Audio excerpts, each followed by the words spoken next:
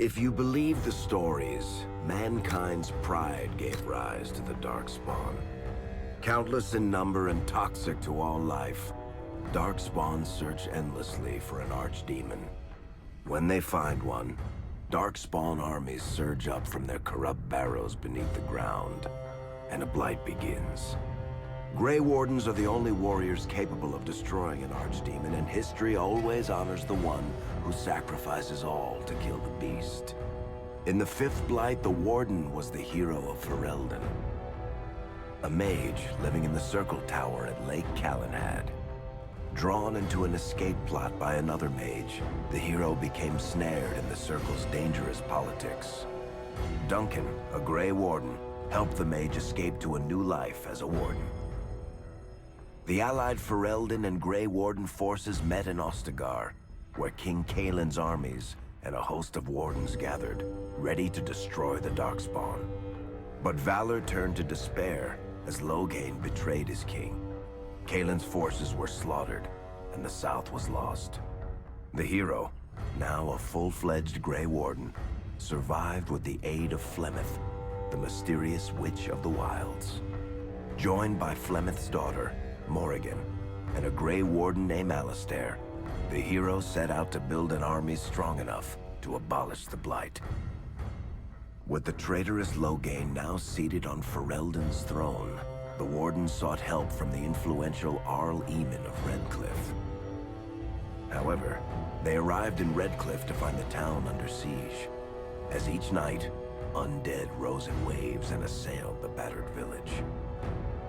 With the hero's help, the people of Redcliffe stood fast against the undead horde. The Wardens reached Arl Eamon's castle only to find the Arl lying at the edge of death, and his court fallen into madness. To save his father's life, Eamon's young son, Connor, had made a deal with a demon, and quickly fallen victim to its possession. The hero intervened, freeing Connor from possession, and breaking the demon's hold over Redcliffe. But deals with demons are never straightforward. The demon agreed only to save Eamon's life, not restore him to health. Arl Eamon needed a miracle to recover. The hero located an urn containing the sacred ashes of Andraste, which were said to cure any ailment. The urn was protected by ancient traps, tests of will, and a dragon-worshipping cult that wanted to twist the urn's power to its own ends. The urn remained pure, but mysteriously disappeared after the Wardens departed. Only the temple dedicated to it still stands. With a pinch of the ashes, the hero restored the Arl to health. Informed of Loghain's treachery, Eamon swore his political and military support. The circles of Magi are bound by oath to aid the Grey Wardens in times of blight. However, Lake Calenhad's tower could offer little help. One of its mages, Uldred, had become possessed by a pride demon and was twisting other circle mages into abominations. The hero fought to the top of the tower and defeated Uldred, saving the remaining mages. Grateful for their lives, the mages joined the Warden's army. The allies gained at the Circle were not the only soldiers to join the Warden's forces, however. Dalish elves don't usually make alliances, but even deep hatred can be set aside in the face of oblivion. An ancient curse was destroying Ferelden's largest Dalish clans, turning the elves into werewolves. Zathrian, the clan's keeper, claimed that the cure required the heart of the great wolf, Witherfang. Years before, Zathrian himself had afflicted a group of humans with the curse that now ravaged his clan. As long as he lived, the curse endured. The hero freed the werewolves from the long-standing curse, and the Dalish joined the Warden's forces. Blights may happen hundreds of years apart, but the dwarves who live below the surface of Thedas fight Darkspawn every day. No one is better schooled in battling Darkspawn than the warriors of Orzammar, except perhaps their allies of old, the Grey Wardens. The hero arrived in Orzammar in the wake of King Endrin's death to find political factions fighting for control of the dwarven capital. Only the vote of a venerated paragon could break the deadlock to elect a ruler, and order the dwarves to honor their Grey Warden treaty and join the battle against the New Blight. The hero set off to find a paragon named Branka, who had disappeared into the Deep Roads in search of a legendary artifact, the Anvil of the Void, created by the renowned smith Caradon to forge mighty war golems. With Branka's help, the hero restored the Anvil of the Void, and a small army of powerful golems joined the Warden's forces. The hero emerged from the Deep Roads with a master-forged crown to bestow the Paragon's favor upon whichever rival candidate would be crowned king.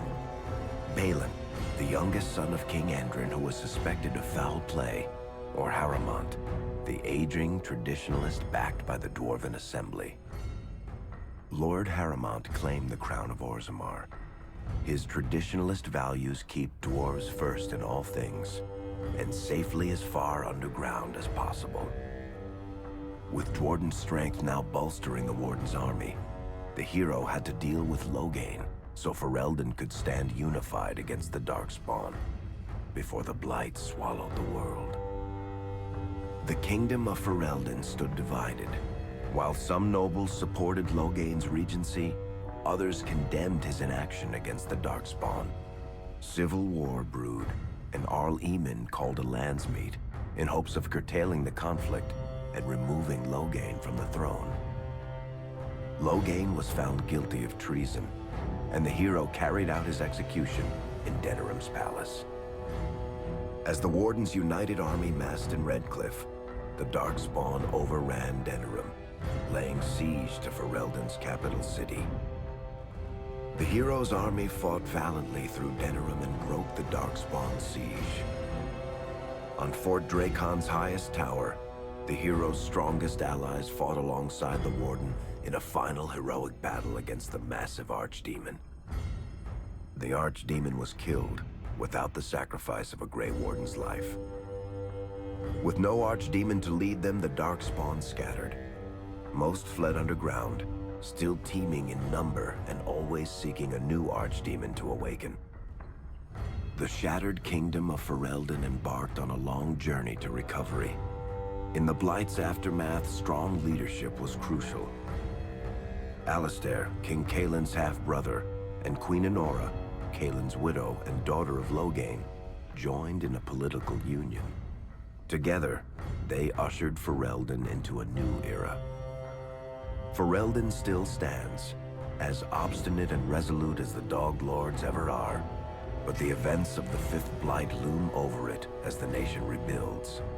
For people across Thedas, legends of the hero of Ferelden remain the nation's brightest beacons of hope during its darkest times. It all began in Kirkwall, the fall of Knight Commander Meredith, the Kunari Uprising, and of course, the Chantry's destruction and the onset of Mage Rebellion. One person always stood amidst the swirling chaos: Hawke, the champion of Kirkwall. The Hawke family fled Lothering, refugees from the Blight. Leandra, mother of the champion, and siblings Bethany and Carver, hoped to find refuge at her family's estate in Kirkwall, far to the north. While Hawke had no magical abilities, the champion was at the heart of events that ultimately led to the Mage Rebellion. The Hawks escaped the Blight with the help of Aveline Valen, a warrior and family friend. It's said that the family was also aided by Flemeth, the notorious Witch of the Wilds. Hawke's brother, Carver, never reached the Free Marches. He was killed by Darkspawn while protecting his family. The family's first years in Kirkwall were difficult. Leandra's brother Gamlin had lost the family fortune. The Hawks lived in poverty, forced to indenture themselves in return for entrance to the city. To pay off the debt, Hawke was forced to work for a band of mercenaries. All the while, Hawke and Bethany did their best to hide Bethany's magic from the Templars. Opportunity eventually struck in the form of a dwarf named Bartrand Tethras, who was planning an expedition to the Deep Roads. It was a long shot, but with gold gained from the expedition, Hawk could free the family from its criminal creditors and further Templar scrutiny. Hawk met a rogue Grey Warden named Anders, who possessed detailed maps of the Deep Roads. These maps were crucial to the expedition's success. Once Hawk obtained them, everything else fell quickly into place. Bethany joined Hawk on the expedition. The siblings found ancient dwarven treasure and a statuette formed from a strange red lyrium. Bethany fell victim to the blight that suffuses the Deep Roads, but Anders led her to a group of Grey Wardens who were able to save her life. The gold Hawk recovered from the Deep Roads brought back Leandra's stately childhood home in Hightown. The Hawks had barely settled into their new home when Leandra was murdered. A deeply sinister and twisted killing. Hawk hunted down Quentin, the blood mage responsible, but could not prevent Leandra's death. Leandra's tragic death was part of a critical problem facing Kirkwall. Rising tension between the city's mages, who felt increasingly oppressed, and Templars, who grew increasingly suspicious of their activities. Adding to the strain, a large contingent of Kunari had also established themselves in Kirkwall, much to the growing discomfort of the city's rulers. After their dreadnought was shipwrecked many years before, a group of stranded Kunari were allowed to remain in a cordoned-off area in Lowtown. As time passed, the Kunari made no effort to return home, and offered no explanation about why they remained. Tensions rose to a breaking point. Revered Mother Patrice, convinced the Kunari were a threat to the Chantry's faith, incited violence between the Kunari and the Kirkwall populace. Fearing trouble, Hawk supported Patrice's schemes to drive the Kunari from Kirkwall. Patrice's ultimate act was to orchestrate the murder of Viscount Dumar's son, Seamus, a recent convert to the Qun, and blamed the death on the Kunari. After Seamus was murdered, the Arishok of the Kunari group lost patience with the humans of Kirkwall. They would now submit to the Qun or die. The Kunari struck hard and fast. They took the palace in Hightown and beheaded the Viscount to immediately quash any resistance. Aided by Knight Commander Meredith and First Enchanter Orsino, Hawk reached the palace and stood toe-to-toe with the fearsome Kunari leader. Hawk fought the Kunari leader. The fierce battle resulted in the Arishok's death and the liberation of Kirkwall from its brief occupation. The Kunari quickly withdrew from the city entirely. Hawk saved Kirkwall and earned the grudging respect of the city's Templars, mages, and nobility, along with the title that history remembers, the Champion of Kirkwall. Kirkwall's problems were still not over, however. After Viscount Dumar's death, Knight Commander Meredith took power and blocked all attempts to appoint a new Viscount. Under Meredith's command, the Templars tightened their grip on the mages, planning to suppress what Meredith saw as a growing rebellion. Anders, who spent years fighting for justice and freedom for his fellow mages, saw that the time for negotiation was past. He destroyed Kirkwall's chantry, killing hundreds, including Grand Cleric Elthina. This single act began a rebellion that spread from circle to circle, until all circles of Magi had risen up in defiance against chantry rule. Though Anders had done the unforgivable, something stayed the champion's hand. Anders survived the day, although many others did not.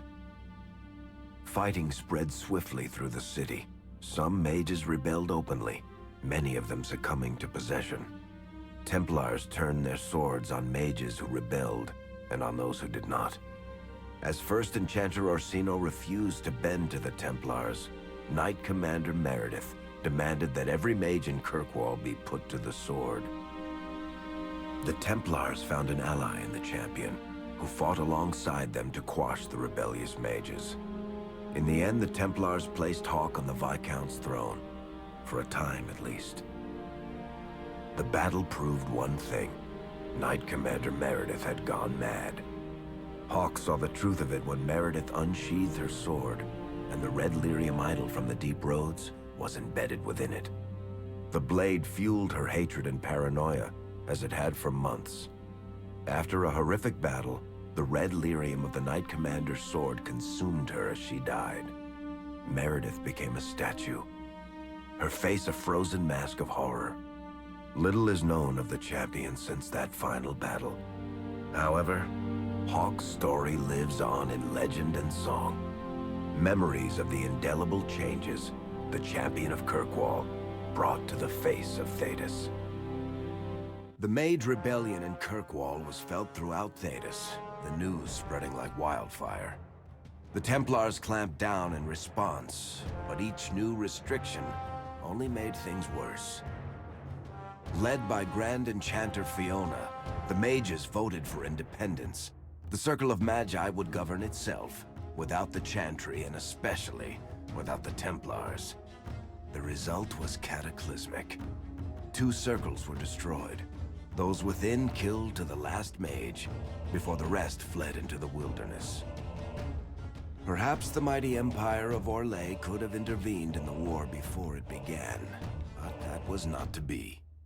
Grand Duke Espard began a deadly civil war against Empress Celine, vying for the Orlesian throne. The mages were offered safe haven in neighboring Ferelden, but the Templars followed, and so their battle spread across all of Thedas. As head of the Chantry, Divine Justinia ordered the Templars to stand down. They refused, declaring their own independence. Thus, the war began in earnest. Templars hunting mages, mages fighting Templars. Their clashes wreaked untold destruction, and all sense of order was falling to pieces.